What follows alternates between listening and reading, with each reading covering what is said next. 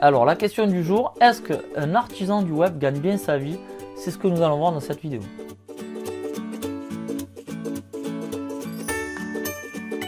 Salut, c'est Serge de Passion e-commerce. Aujourd'hui une vidéo entrepreneuriale parce qu'on va parler d'artisanat, on va parler du web, on va parler de e-commerce et on va pas apprendre de choses techniques, mais on va réfléchir un petit peu à une vision. Alors actuellement, je suis en train de lire un livre qui s'appelle, alors je vais vous montrer ça, d'ailleurs la main on va en parler aussi, qui s'appelle Deep Work de Cal Newport. Ah, on voit vraiment pas, là vous devriez voir.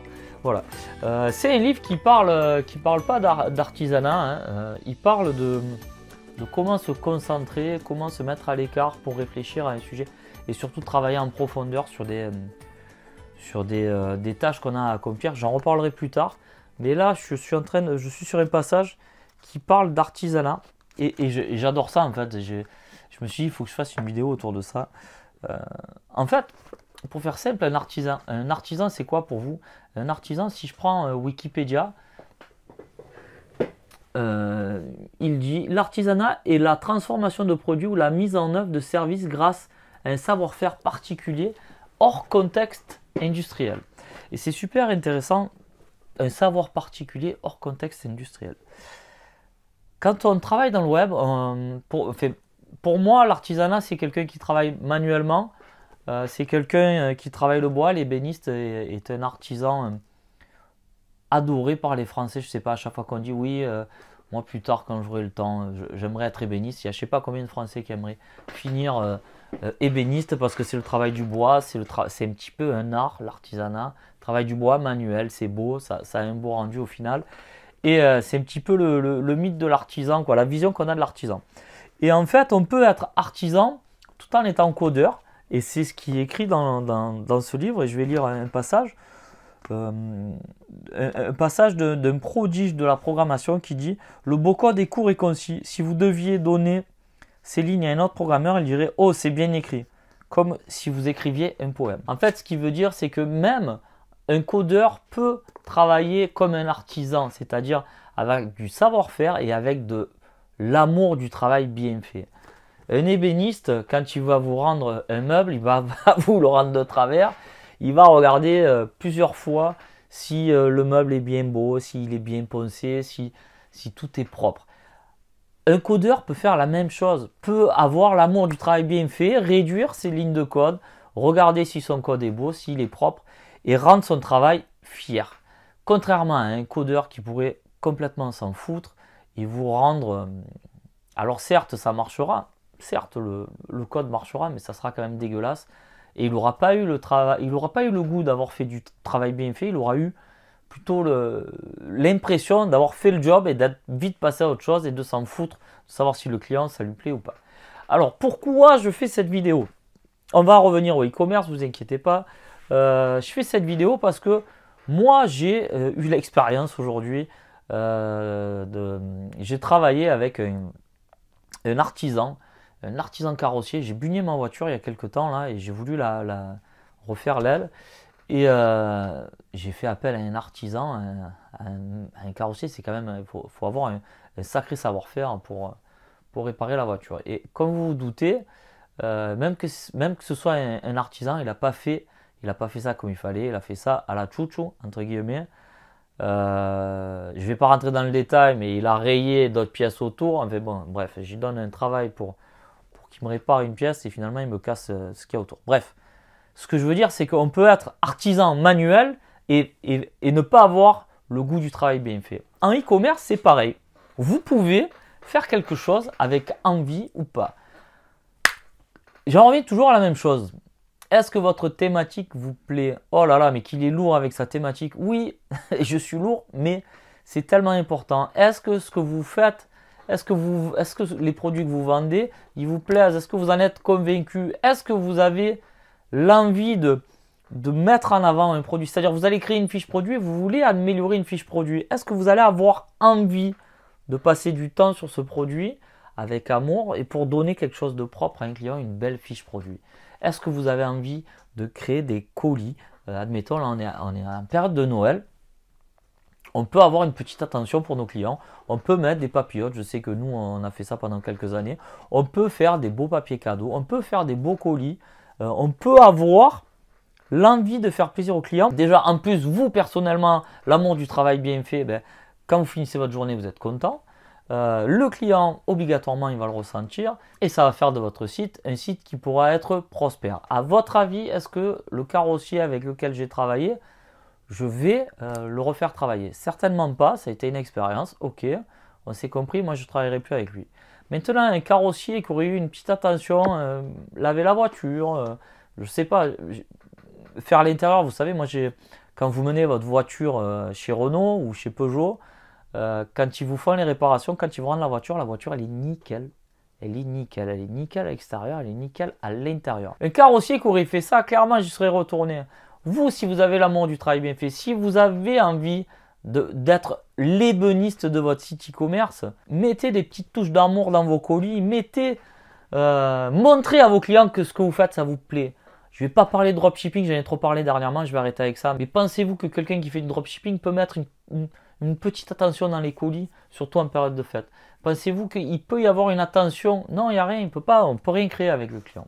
Donc voilà, en fait, tout ça pour vous dire que vous aussi, c'est pas parce que vous êtes sur du numérique, c'est pas parce que vous travaillez sur l'écran comme moi qui vous fait ces vidéos, c'est pas parce que vous faites ça que vous pouvez pas être un artisan, l'art de savoir faire les choses bien. À mon avis, c'est un petit peu ça la définition.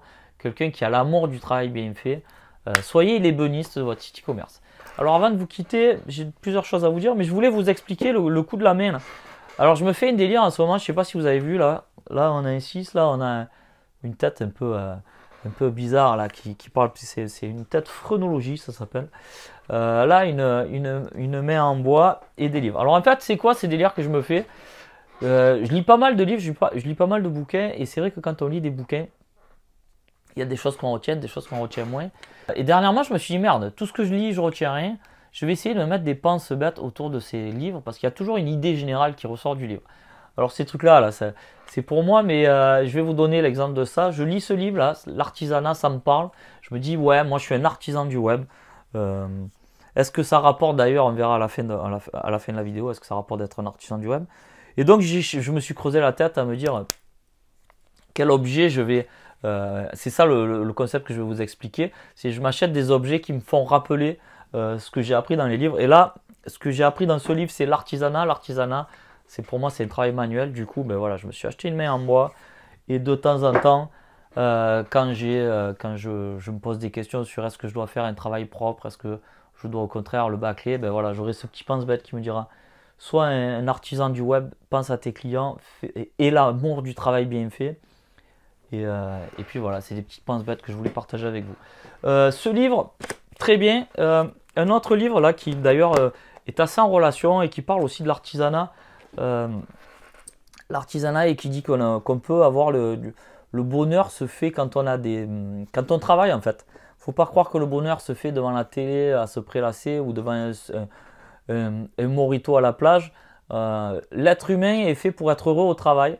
C'est ce qui est expliqué là-dedans. Et en fait, dans ce livre, il parle de ce livre. Donc les deux livres sont bien. Vivre de... Alors, son nom est hyper dur. Mihaly... alors attendez, au lieu de dire n'importe quoi, pourquoi c'est... Bon, vivre, et je vous mettrai tout en description, comme ça, voilà. Dans la description de la vidéo. Je vous mettrai ça. Donc, oui, est-ce que ça rapporte d'être un artisan du web, l'artisan de son site e-commerce? Ben, clairement que oui. Alors, ça ne va pas rapporter de suite. Hélas, non. C'est toujours pareil. Ça doit être lourd à me suivre parce qu'à chaque fois, je vous dis, ben non, ça ne se fera pas demain. L'histoire, là, elle va être un petit peu longue. Mais être un artisan, l'artisan de son propre site e-commerce, ben, ça va être des petites attentions que vous allez apporter à vos clients. C'est aussi l'amélioration de votre site e-commerce, l'amélioration de votre méthode de travail, de votre environnement. C'est hyper important de travailler dans un bon environnement. Moi, je sais que j'y prête attention à ça. Et voilà, l'amour du travail bien fait, de travailler dans des beaux bureaux pour apporter... C'est toujours pareil. Et ça, je refais encore une parenthèse. Comment voulez-vous apporter de la valeur ajoutée à vos clients en travaillant dans de la merde? Imaginez-vous, vous travaillez dans la boue. Je reprends encore l'exemple de mon carrossier qui me rend la voiture tout dégueulasse. Il me rend une voiture tout dégueulasse. Le mec, s'il avait un petit peu l'amour du travail, déjà, il se respecterait et il ne me rendrait pas la voiture dans un état dégueulasse. Et en plus de ça, il respecterait aussi son travail. Il me rendrait une voiture propre. Donc tout ça est lié en fait. Et au fur et à mesure, au fil du temps, ben, il va arriver un moment où tout cet ensemble travaillé avec amour donnera quelque chose de bien. Et bien évidemment que ça rapportera. Et là, ça ne rapportera pas demain. Il faudra un petit peu de temps. Mais je vous assure que ça rapportera. De toute façon, le travail bien fait rapporte toujours. Il faut savoir que les gens s'échangent les bonnes affaires. Alors peut-être, c'est vrai qu'on dit souvent, lui surtout n'y va pas parce qu'il a fait n'importe quoi. Mais les gens qui travaillent bien ont toujours du boulot, ne vous inquiétez pas. Et un site e-commerce qui respecte son client et qui a toujours la petite attention, ben voilà, ces clients-là se rappelleront de vous. Avant de vous quitter, si vous aimez l'amour du travail bien fait et que vous avez une boutique PrestaShop qui rame, vous n'avez pas fait le job. Il manque encore le petit truc qui va bien. Et si vous voulez justement améliorer ça, j'ai créé une formation qui vous permet de booster votre site e-commerce, votre site e-commerce sur PrestaShop, je précise. Et il n'y a rien de plus lourd que de naviguer sur un site e-commerce qui rame.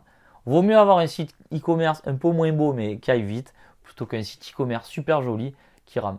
En termes de vente, ça va se ressentir et même vous savez que vous n'avez pas accompli le travail jusqu'au bout. Donc si vous voulez améliorer tout ça, j'ai créé une formation qui vous permettra d'améliorer cette vitesse et de manière drastique. Alors, c'est une formation courte. Normalement, en 4 heures de temps, vous pourrez améliorer tout ça. Je vous mets le lien en description. Voilà, j'espère que cette petite réflexion, c'était une vidéo légère, mais des fois, c'est bien d'entendre on peut faire un métier qui nous plaît. On est tout le temps en train de vous dire, faut être libre. Alors, c'est bien beau d'être libre, mais là, ce livre-là, il t'explique que tu peux être libre, mais il ne faut pas que tu te glandes, quoi. Tu peux être libre.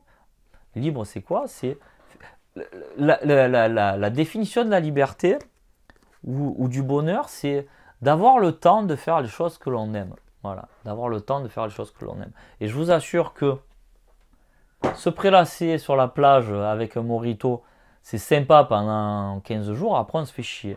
Et faire les choses qu'on aime, c'est-à-dire faire son boulot, avec envie, avec l'amour du travail bien fait, c'est le chemin vers le bonheur. Voilà, on est sorti un petit peu de la partie financière et on parle de bonheur, on pense bien-être. Voilà, sur cette pensée légère, je vais vous souhaiter un bon week-end. Je vais vous souhaiter aussi de bonnes ventes. Bye bye.